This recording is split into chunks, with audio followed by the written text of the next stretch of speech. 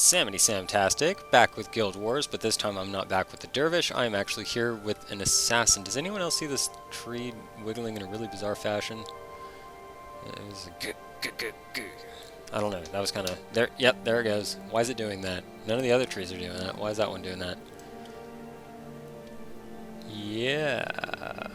Alright, so, anyway, the reason that I'm on my assassin is because I am actually getting my hands on a black Moa chick, which is the miniature, the mini pet, because it sells for about 70k, and it's entertaining enough to obtain, I think.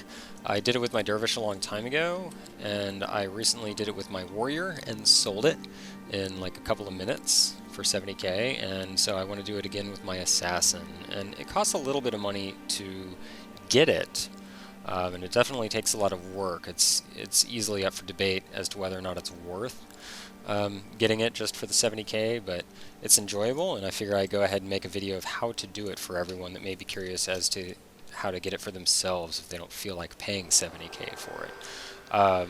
If they just want to have their own, if they don't want to buy it. So in any case, the first thing that you need to do is get Zoe's journal, because Zoe is an NPC that has her very own Black Moa, and she has a journal about how she obtained her very own Black Moa, and to get that journal from her, you have to fight her in the Norn Fighting Tournament, which you get from Magni the Bison standing right next to the guy that I just talked to enter this tournament. And she comes up in round 3, so what we basically have to do is just fight until she shows up in round 3, and then we kill her. And so I've got Sight Beyond Sight here, because in one of the round 1s there's a little Blind Surge jerk. There may be other people that cause blindness, but I basically got some quick fire skills here and stuff to increase my rate of attack. That increases armor. And, oh, you're going to do that. And we're just going to basically murder this dude because his build is weaker than mine. I actually didn't mean to do Sight Beyond Sight.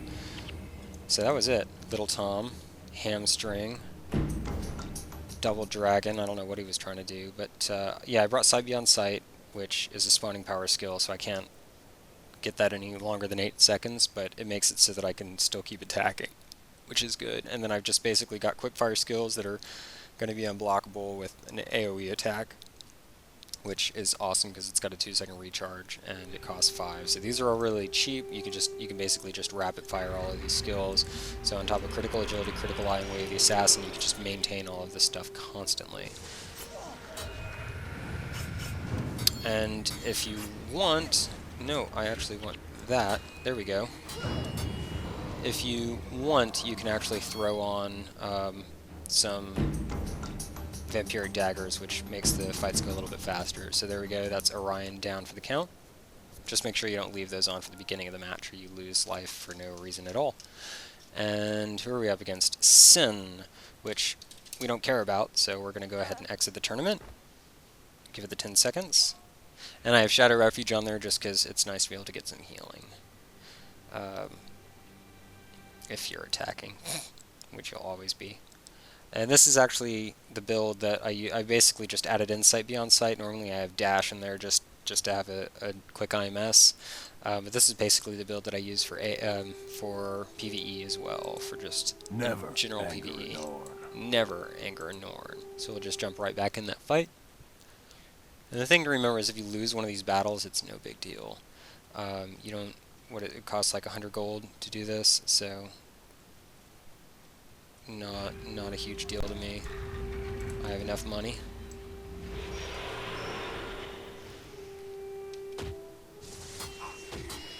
So we got the life draining on there as well. And just as soon as Way of the Assassin ends, you can just immediately recast it. And so... this cannot be. It actually can be. You got owned. That's what happened. How much money do I have? Yeah, I've got plenty. I can do this another 16 times. There aren't that many people in spot 3. Milani! Yeah, too bad I'm going to own you too. How about it? Unfortunately, this build isn't particularly amazing for PvP, but it doesn't really matter that much in any case. I'll switch on over.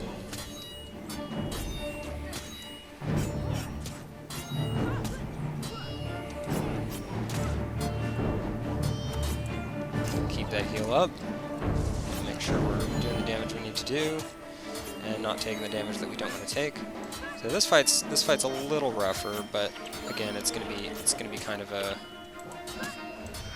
wash when it all comes down to it.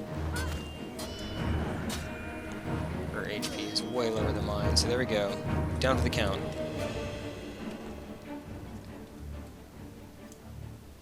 Not too bad. And that's why you're one of my heroes and not totally awesome or something. So Zoe, there we go.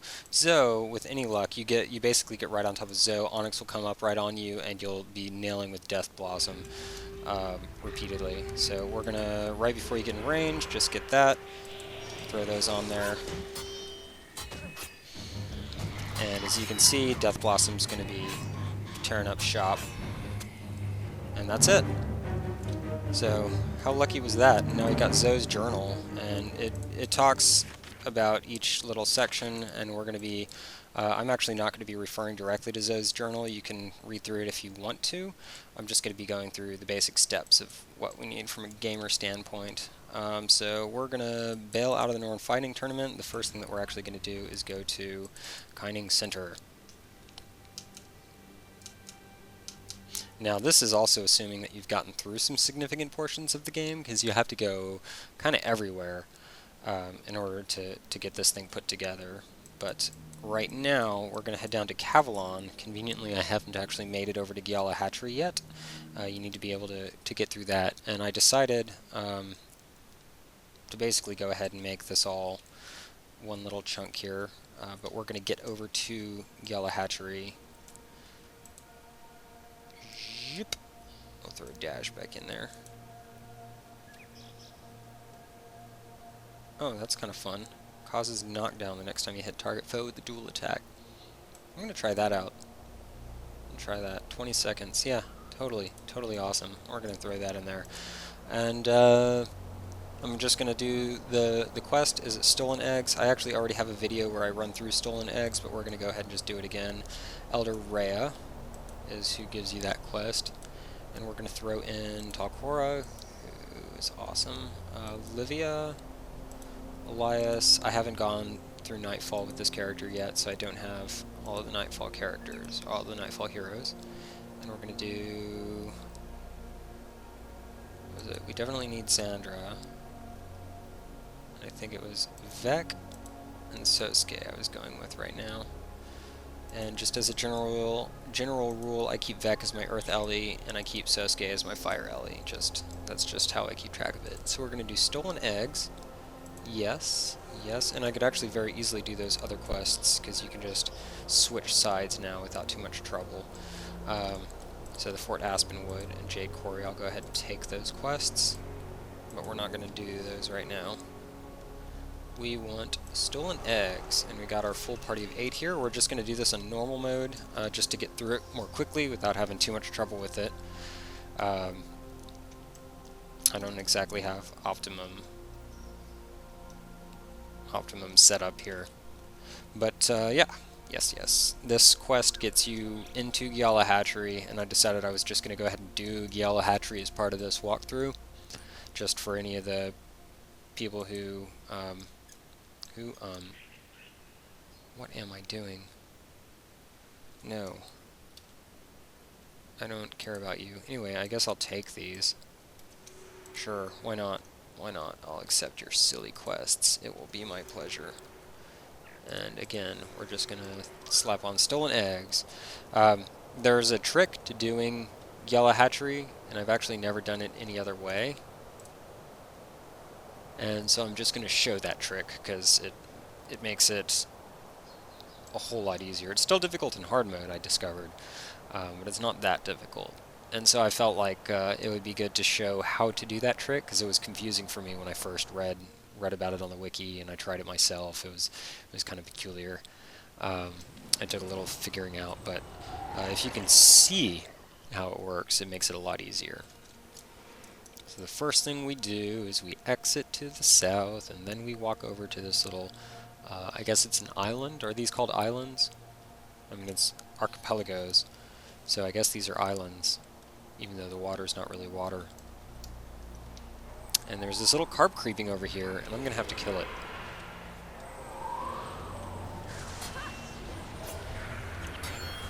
And just generally, I don't like to use vampiric weapons in combat unless it actually matters that I increase my damage that much more. In this case, it definitely does not matter that I increase my damage that much more. And Spirited Discharge, I don't even care about spirits. They can't follow me. And so just to avoid having to have that extra strain on the, or having, your healers are going to lag behind anyway because of the stupid undead, so I guess it doesn't really matter. And apparently, this island represents the switch over to another zone. I think this cuts off along there, so. Maishang Hills, which I think may connect up here to Borea's seabed as well. I don't remember off the top of my head, but I do have Legendary Cartographer, or Grandmaster, Legend Grandmastery Cartographer for my dervish, so I think I might know that that's true. I have no idea. I just like to talk about the titles that I have, like, yeah, you know, no big deal, I just spent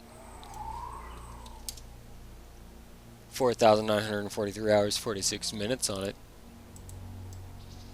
48 months. Oh, God, that pissed him off. Alright, well, I'll drop it and kill you. Does that work? Is that acceptable?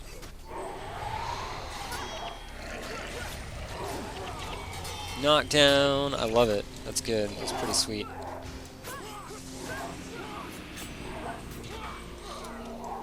It's a lot of damage. I mean, it's a good setup. I actually had a couple of difficulties with my warrior. I was trying out working with 100 blades build, which is turned out to be I changed mine up a little bit. Why are you... Sosuke's an idiot. That's what's going on. He's like, there's one enemy left. Quick, hit him with everything you got. Like, or save your energy and don't cast extravagant spells out of the blue. Whatever, I'm not mad. And so, I think we get to cut along this way. There's a whole lot of skipping of enemies that you can do here as well. Invalid spell target. That is not dash. If anyone tells you that it is, they're crazy. There is a tiger. I would go pet the tiger, but it won't let you. It only lets you attack tigers, which is sad. There are too few tigers in the world. We need to keep every last one that we've got.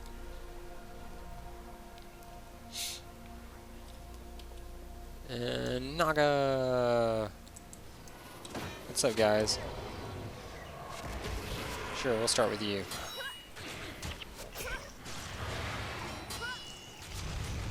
Bing! Knockdown. It's fun stuff. Alright, we'll come over here. Oh. Can't do my full attack chain till... There we go. There we go. I just don't run out of energy, really. That's kind of the fun thing about this build, is you hit with crits all the time.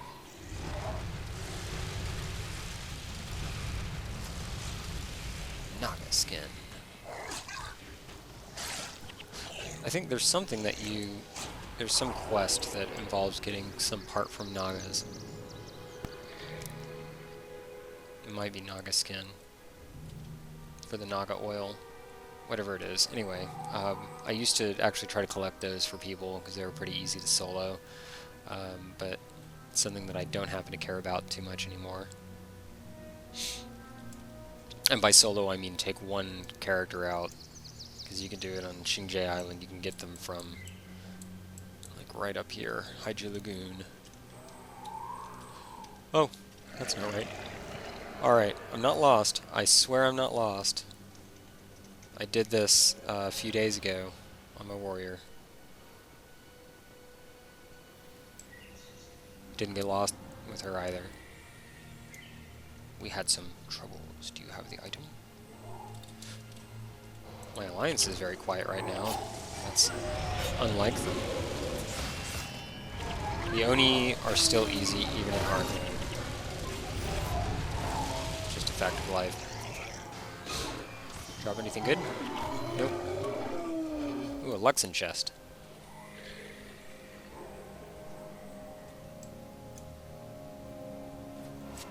Yes, yes, critical hit.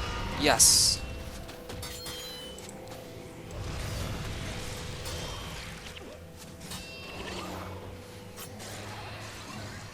Good stuff. Alright, so, yeah, powerful, kills everything. That's the assassin. They're OP. It's so much damage per second. Naga skin. You know, while I'm running through here, I may as well look this up. Naga skin. We're gonna scoot on past here. Naga skin.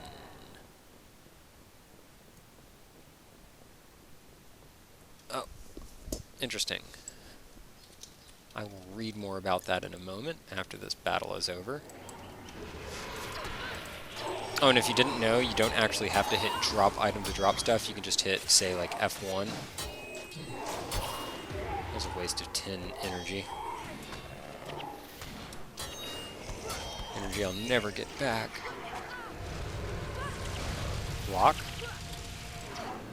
I got your block right here.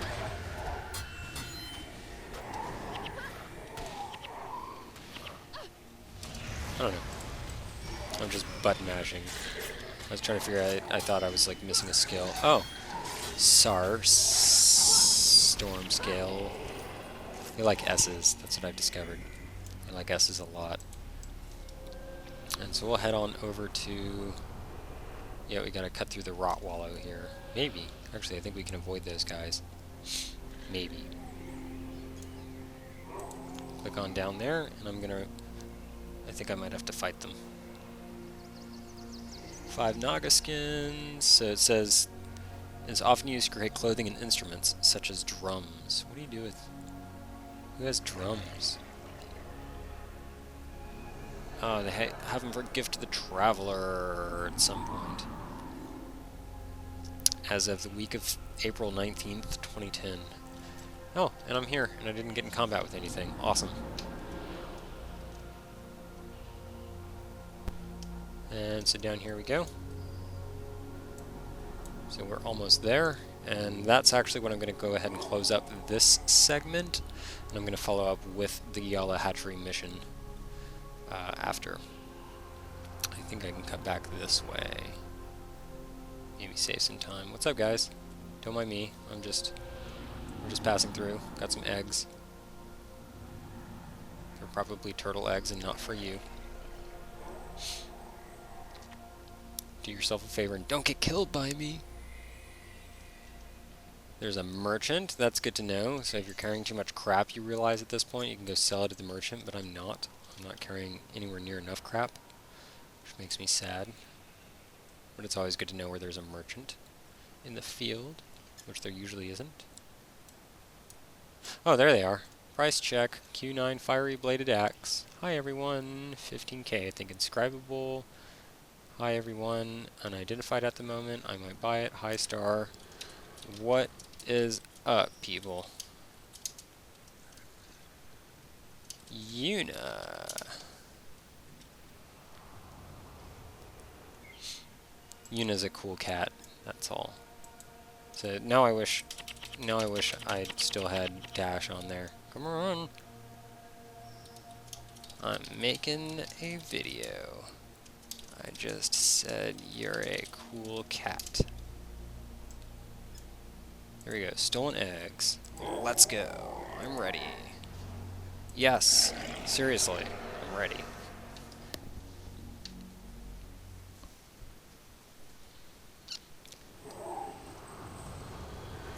And though it's probably like a little late to tell you this if you were not already asking the questions, the reason that we're coming here is because after you finish the Yala hatchery mission, the gods know we move it barely more than a crawl. Yeah, I mean I said this before, but that is literally moving at a crawl, because that's what turtles do. So you don't move barely more than a crawl. You actually move at a crawl's pace. But the reason that we have to do this is because once you beat the Yala hatchery mission, then you can backtrack, and there's someone that will actually craft you an incubator, and you need the incubator in order to get the Black Moa chick. So that's that. You don't need the incubator to get a Black Moa pet. You just need it to get the Black Moa mini pet. And it sets a whole crazy chain of events in motion. Here they come. Here they come. Juggernauts. We don't care though right now, since we're not even going to be taking part in that scene. In reality, we're going to be skipping that. Sort of. You'll see. Andre. I think this is the dude that finishes the mission for me, or the quest. Yep, there we go. More Luxon faction, which I seem to be obtaining a lot of, considering I'm Kurzik. Sweet, that's enough for an amber, or a jade, whatever it is. Anyway, we will continue on shortly, and something like that. Continuing on shortly. I think I'm gonna render this video to free up drive space to make sure that I've got enough room for Yala hatchery, and you will see me later.